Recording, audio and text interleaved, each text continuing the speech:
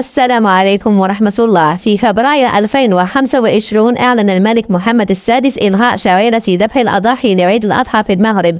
جاء هذا القرار استجابة لتراجع أعداد الماشية الناتج عن تحديات مناخية واقتصادية، مما أثر سلبا على الثروة الحيوانية في البلاد.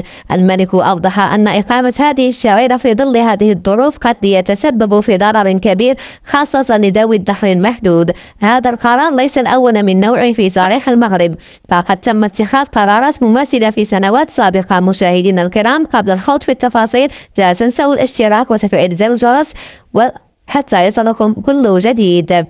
في سنة 1963 ألغي عيد الأضحى بسبب الظروف الاقتصادية الصعبة التي واجهتها البلاد بعد الاستقلال وحرب الريمان مع الجزائر. في سنة 1981 تم إلغاء العيد نتيجة موجة جفاف شديدة أدت إلى انخفاض الثروة الحيوانية وارتفاع أسعار الأضاحي، مما أثر على القدرة الشرائية للمواطنين. وفي سنة 1996 ألغي العيد مرة أخرى بسبب استمرار موجات الجفاف وتراجع أعداد الماشية، بهدف الحفاظ على الثروة الحيوانية وتخفيف الأعباء الاقتصادية على المواطنين. أما فيما يتعلق بالعقوبات المحتملة للمخالفين لقرار الإلغاء في 2025، لم تصدر لحد الآن السلطات المغربية تفاصيل محددة حول هذا الأمر، ومع ذلك يتوقع أن يتم التعامل مع أي مخالفات وفقا للقوانين والإجراءات المعمول بها.